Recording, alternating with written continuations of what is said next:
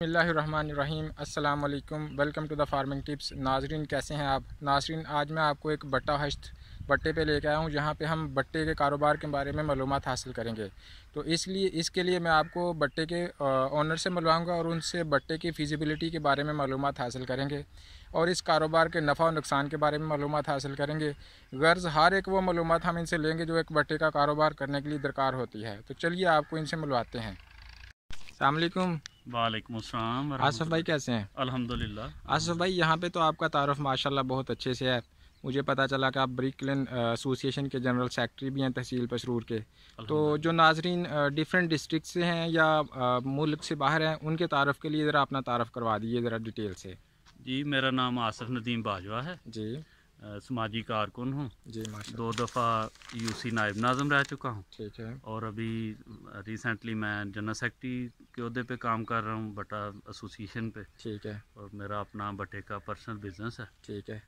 ये यही मेरा किस एरिया में आपका बट्टा वाक़ है? ये तहसील पसरूर का एक यूसी है, गांव है खाना वाली। ठीक है। डिस्ट्रिक्ट सियालकोट में। सही है। ये खाना वाली के रकबे में बट्टा है मेरा। ठीक है। सियालकोट ज़फ़रवाल रोड, ठीक है। जरनैली रोड या उस पर ठीक हो बटा। गया। अच्छा भाई, मैं चूँकि ये वीडियो बनाने का पर्पज़ यह है कि जो ऐसे दोस्त जो बट्टे का कारोबार करना चाहें उनको मालूमात मिल सकें। तो पहले नंबर पे आप हमें ये बताएं कि इस कारोबार को कौन से लोग कर सकते हैं? इस कारोबार को कोई भी सेंसेबल आदमी कर सकता है जिसके पास ज़ाती सरमाया हो, जो प्रॉपर इसको ड्यूटीज दे सके। जो इसको समझता है कि ये पार्ट टाइम बिजनेस है, वो नहीं कर सकता। यानी इस काम को शुरू करने के लिए जो मैनेजमेंट की टीम है, जो इसमें ओनर्स शामिल है, कम अज़ कम कितने अफराद होने चाहिए उसमें? इसमें एक बंदा भी कर सकता है। ठीक है। जो ओनर है उसको साथ में अपने सबॉर्डिनेट चाहिए होंगे। ठीक है।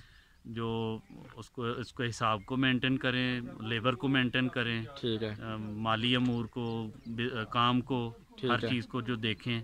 अलग-अलग हर चीज़, हर टीम के लिए अलग-अलग एक शख्स चाहिए होता है जो हर टीम को मैनेज करे। ठीक हो गया।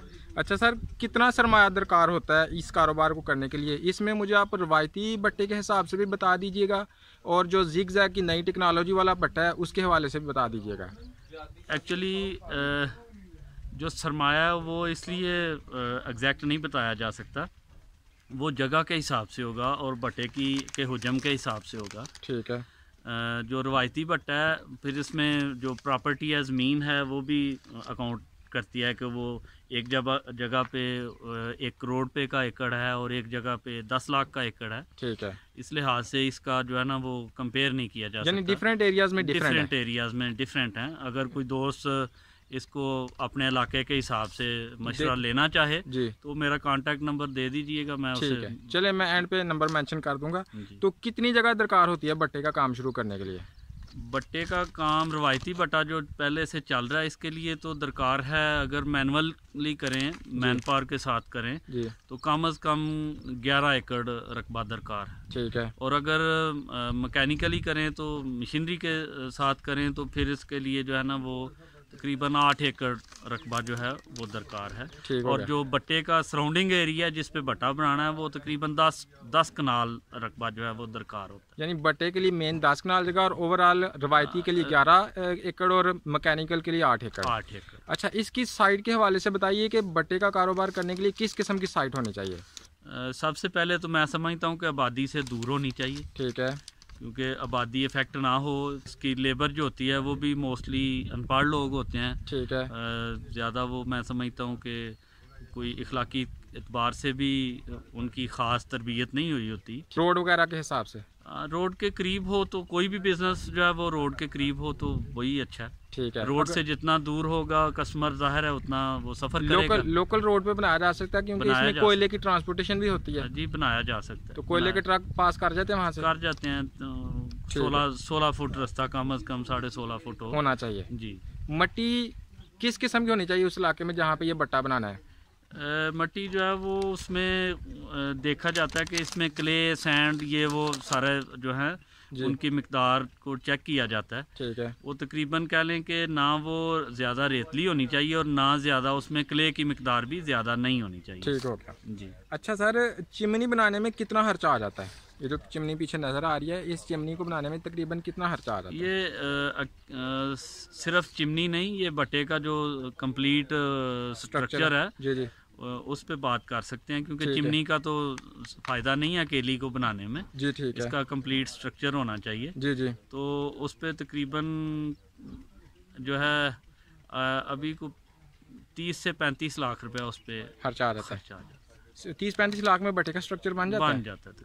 इसको बनाने के लिए कोई खास मिस्त्री होते हैं या जो आम देहात में अवेलेबल होते हैं यही बना सकते हैं? जी नहीं, जो चिमनी है इसको भी थोड़ा सा इसके लिए मखसूस ही बंदे होते हैं, मुख्तलिफ टीमें हैं जी जी, जो उनके साथ ठेका कर लेते हैं, वो ठेके पे जो है ना वो काम करते हैं। दिहाड़ी पे ये लोग नहीं, समझ में नहीं आते। ये इसकी तैयारी करना शुरू करें तो कितनी देर में तैयार हो जाता है भट्टा? ये मैक्सिमम सरमाया पास हो, मटेरियल अगर अवेल हो तो मैक्सिमम 20 दिन में भट्टा बन जाता है। ठीक है। अच्छा, भट्टा बनाने के बाद क्या इसकी रजिस्ट्रेशन भी करवानी पड़ती है? जी बिल्कुल करवानी पड़ती है। ठीक है। इसके मुख्तलिफ महकमा जाते हैं जिनसे NOC लेना पड़ता है। ठीक है। फॉर एग्जांपल अपना लेबर डिपार्टमेंट से, DCO साहब से कांटेक्ट के ऑफिस से जो है ना वो सारा मालूमात मिल जाता है। ठीक हो गया। इब्तदाई तौर पर यहाँ पे भट्टे पे काम करने के लिए कम अज़ कम कितनी लेबर दरकार होती है और वो किस किस किस्म की होती है? जी बुनियादी तो पथेर है। ठीक है।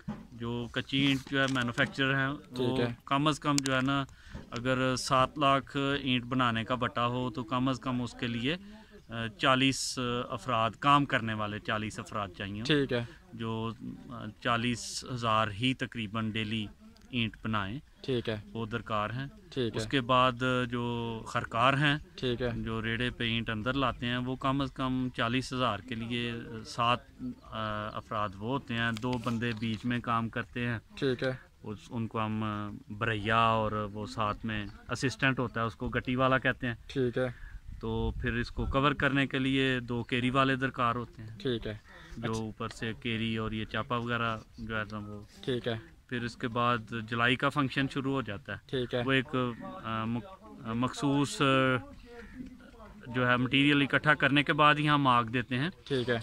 ये नहीं कि 50,000 ईंट इकट्ठी हो गई तो आग दे दी। फिर वो बहुत बड़ा लॉस का सामना करना पड़ता है। इस सूरत में अगर कम अज़ कम एक भट्टा जो है वो 3 चक्कर पकाई हो, ठीक है, तो ओनर को कुछ अल्लाह रिज़्क देता है। ठीक है। 2 गेट तक ओनर जो है वो लॉस में होता है। ठीक हो गया। ठीक।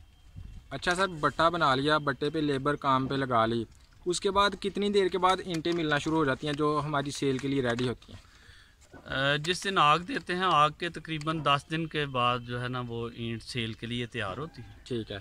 तो इसकी सेल कैसे की जाती है? बंदे को कैसे पता चलता है कि कहाँ पे इसके किस बंदे से रब्ता किया जाए तो हमारी सेल बढ़ेगी, या किस तरह की अरेंजमेंट्स होनी चाहिए कि हमारी सेल ज़्यादा हो? वो देखें, रिज़्क जो है ये अल्लाह की तरफ से फ़िक्स है। ठीक है। तो अल्लाह रब्बुल इज़्ज़त ही असबाब पैदा करता है, लेकिन मार्केटिंग के लिए कुछ ना कुछ इंसान को ख़ुद भी करना पड़ता है। ठीक है। सबसे पहले तो ये बात है कि इसका जो है ना मेंटेन करना पड़ता है क्वालिटी को। ठीक है। कि आपकी क्वालिटी अच्छी हो। ठीक है। फिर उसको जब आप सेल करें तो जो एक ये चेन है, एक कस्टमर से दूसरा कस्टमर चलता है, आपकी डीलिंग पे मुनहसर है। ठीक है। अगर आप अच्छी ईंट के पैसे लें और उसको मिक्सिंग करें, ठीक है, तो लामाला वो आपकी रेपो पे फ़र्क आएगा। ठीक है। और अगर आप जो करें वो निभाएं, जो वादा करें, जो जैसी ईंट के पैसे लें, ठीक है, वही दें, तो इंशाल्लाह अल्लाह पाक बरकत डालता है। गाहक से गाहक जो है ना वो चेन की तरह चलता जाता है। और मुख्तलिफ सिटीज़ में अड्डे मौजूद हैं। ठीक है। यानी आपकी पब्लिक से रिलेशनशिप और आपके जो पर्सनल रिलेशन हैं वो इस काम आते हैं, और आपकी जो क्वालिटी वर्क है उससे आपका कारोबार इन्हांस होता जाता है। बिल्कुल ऐसे ही। ठीक हो गया। अच्छा सर, इस कारोबार में मुनाफे की रेशो क्या है? मैंने वो पहले बताया कि 2 चक्कर तक तो कहते हैं कि हमें बस नुकसान हुआ है। ऐसे ही है। वो जो पहले दिन आग का खर्चा है, ठीक है, छोटे मोटे और अखराजात हैं, वही मुश्किल लेवल होता है। ठीक है। तो तीसरे चक्कर में आके तो फिर जो है ना वो मोटा सा बिजनेस है, इतना बारीक नहीं है कि हम वो पर पीस जो है ना वो करें। ये करें तो फिर ही पता चलता है। ठीक हो गया। हमारे पास ना तो एजुकेशन के हिसाब से इतने परफेक्ट लोग हैं हम, ना ही हम लोग, हमारे पास जो है ना वो मैनेजर इस लेवल के हैं कि वो पर पीस हिसाब निकाल सकें। इसमें बाज़ औक़ात जलाई अच्छी नहीं होती, ठीक है, तो उसकी वजह से जो है सेकंड क्वालिटी, थर्ड क्वालिटी, जिसको दोम साड़ ये वो या रोड़ा कहते हैं, जी, उसकी मिकदार अगर ज़्यादा हो जाए तो लामाला हमारे प्रॉफिट में जो है वो लॉस की तरफ भी चला जाता है। अगर ईंट अच्छी निकले, ठीक है, तो वो प्रॉफिट की तरफ जाती है। ठीक है। अच्छा सर, ये बता दें कि जो जिग जैग भट्टा जिसके बारे में सुना जा रहा है कि गवर्नमेंट कहती है कि इससे पोल्यूशन कम होती है, उससे कारोबारी हजरात को कैसे नुकसान हो सकता है बिजली के पॉइंट ऑफ व्यू से बता दें। वो एक्चुअली ये है कि हमारा मुल्क जो है वो तो पहले ही इसमें जो है ना पावर की शॉर्टफॉल है जी, बिजली की, ठीक है, तो वो इसके लिए बिजली ज़रूरी है, ठीक है, उसको रन करने के लिए ब्लोअर को, ठीक है, तो गवर्नमेंट पहले वो बिजली का करे, ठीक है, या गवर्नमेंट कोई ऐसा सिस्टम करे कि भट्टा मालिक को कुछ लोन आसान किस्तों पे दे, ठीक है, आसान शराइत पे, ठीक है, कि वो इसको अपने तौर पे कर सकें, जैसे सोलर एनर्जी है या कोई विंड एनर्जी है, बिल्कुल, इस तरफ को गवर्नमेंट अगर मोटिवेट करे तो फिर पॉसिबल है, फैसिलिटेट करे तो फिर पॉसिबल है। अदरवाइज जो हमारी इलेक्ट्रिसिटी है वो तो आपको, यानी अगर आपने भट्टे का वो चक्कर जैसे जिसे आप गेट कह रहे थे चलाया हो और रास्ते में ब्लोअर आपका बंद हो जाए तो उस तरफ से आए बेटा, आगे से आए दूसरी तरफ से, फिर तो आपको लॉस हो जाएगा, लॉस होगा उसके, बिल्कुल ठीक है, सरीहन लॉस होगा, ठीक हो गया। अच्छा सर, इसके जो भट्टे के साइज़ के बारे में कुछ मालूमात दें कि मुख्तलिफ साइज़ के भट्टे होते हैं, ये क्या होता है कि 7 लाख ईंट वाला या 8 लाख ईंट वाला।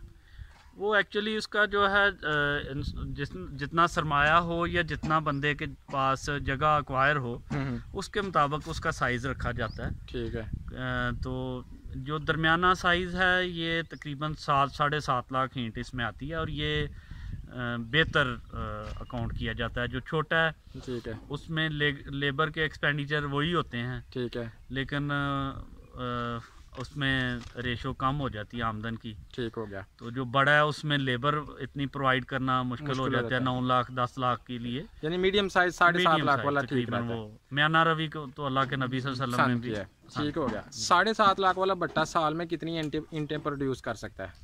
एक्चुअली डिस्ट्रिक्ट सियालकोट जो है ये सीजनल इधर काम होता है, ठीक है, रेनी सीजन में तो भट्टे मोस्टली बंद होते हैं, ठीक है, तो गर्मियों के सीजन में तकरीबन 21 लाख एक भट्टा औसतन बना लेता है और सर्दी के सीजन में 17-18 लाख ईंट जो है ना एक भट्टा तकरीबन बना लेता है, ठीक हो गया।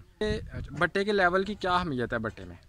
ज़मीन से भट्टा जो है इसकी ये ऊंचा ही होना चाहिए, ठीक है, क्योंकि जो नमी है अगर वो फर्श में नमी हो तो वो अफेक्ट करती है, ठीक है, तो अगर भट्टे का फर्श खुशक हो, ठीक है, उसमें नमी का तनासब कम हो तो वो फ़ायदा दे। अच्छा, मैंने देखा है अक्सर भट्टों पे रेड़ा और हच्चर इस्तेमाल किया जाता है ट्रांसपोर्टेशन के लिए, तो ट्रॉली क्यों नहीं इस्तेमाल की जाती है, इसका क्या डिफरेंस है, क्या वजह है। एक्चुअली वो रेड़ा बांध जो है वो एक आदमी होता है साथ में, ठीक है, तो वो आसानी से लोडिंग करता है, आसानी से आके अनलोडिंग करता है, ठीक है, तो ट्रॉली जो है इस पे तो ज़्यादा आदमी चाहिए, ठीक है, तो वो जो रेड़ा बांध है उसका अपना रेड़ा होता है, ठीक है, तो ट्रॉली तो आपको खुद लेके देनी पड़ती है। वो ट्रॉली तो इस तरह सारे लोग अफोर्ड नहीं कर सकते, ठीक हो गया। हाँ जी। अच्छा आसिफ भाई, ये जो भट्टे का लोग कारोबार कर रहे हैं या जो लोग भट्टे का कारोबार करना चाहते हैं उनको आप आखिरी बात के तौर पे क्या मशवरा देना चाहेंगे कि वो समझ लें कि एक गुर की बात जो हास गवर्नमेंट के साथ मशवरा करना चाहिए, गवर्नमेंट को के अदारों को फ़ाल होना चाहिए कि वो बताएं कि ये बिज़नेस इस इलाके में सूटेबल है या नहीं है। पहले जो लोग बिज़नेस कर रहे हैं, ठीक है, वो इतनी प्रोडक्शन उनकी है कि वो इस इलाके के लिए काफ़ी है, या नाकाफ़ी हो तो फिर हमें वो काम करना ऐसे इलाके में करना चाहिए जहाँ पे प्रोडक्शन कम हो, वहाँ सेल की बेहतर सेल होगी और प्रॉफिट भी बेहतर हो। ठीक है, आप हमें भट्टे के चंद चीदा चीज़ें दिखाना पसंद करेंगे। जी क्यों नहीं भाई। ये जी इधर ये फायरिंग एरिया है, ठीक है, इधर आग जलाई जाती है, ठीक है, ठीक है। ये बहुत ज़्यादा इसकी टेम्परेचर मुझे एग्जैक्ट तो नहीं पता क्योंकि मैंने इसको मैयर हालात नहीं है। ठीक है, लेकिन ये काफ़ी हाई टेम्परेचर होता है। ठीक हो गया। ठीक है, इस पे ईंट बनती है। सही है। इसका लोहे की तरह का कलर होता है आग का। ठीक हो गया, ठीक है जी जी जी। ये पक्की ईंट का एरिया है। इसको हम ये जो हो रही है इसको निकासी या लोडिंग कह सकते हैं। ठीक है। ये एक ट्राली है जो इसमें अव्वल दर्जे की ईंट जो है ये लोड हो रही है। ठीक हो गया। ठीक है। ये इस तरफ से भराई हो रही थी, तो अभी जो है वो खरकार जो है वो जा चुके हैं, छुट्टी का टाइम हो गया। ठीक है। तो वो आज के लिए जो काम था वो कंप्लीट करके जा चुके हैं। सबसे पहले जो है ना वो गारा तैयार किया जाता है, मिट्टी को भिगोया जाता है। ठीक है। इसको 2-3 दफ़ा जो है वो कसी के साथ इसको मिक्स करते हैं, मिक्सिंग करते हैं, पानी मिलाते हैं। ठीक है। ठीक है, फिर इसको रोल करके तो ये ईंटें जी ये कच्ची ईंट है। ठीक हो गया, सही है। 555 आपने इसका रखा हुआ मार्का। जी ये पहले कच्ची ईंट को तैयार करते हैं, वो फर्श पे डाल देते हैं ऐसे। ठीक है। फिर थोड़ी वो हार्ड हो जाती है। ठीक है। तो उसको 10-10 का जो है ना गोड़ी लगा देते हैं, खड़ी कर देते हैं। ठीक है। फिर इसको अगर सर्दी का सीज़न हो तो इसको फिर दोबारा पलटाई करते हैं, 15 पे या 20 पे इसको ले जाते हैं। ठीक है। ताकि हवा ज़्यादा लगे, धूप ज़्यादा लगे। ठीक है। तो ये जल्दी खुश्क। गर्मियों में कितने दिन रखते हैं और सर्दियों में कितने दिन? गर्मियों में ये मैक्सिमम आगे जो दिन आने वाले हैं वो तो जो सुबह पथेर होगी वो शाम को भट्टे में चली जाएगी। ठीक है। सर्दी में ऐसा होता है 15-15 दिन भी वो जो है ना पेड़ों में रहती है, वो नहीं जा सकती भट्टे में। वो लॉस के चांसेस सर्दी में बढ़ जाते हैं। ठीक हो गया जी।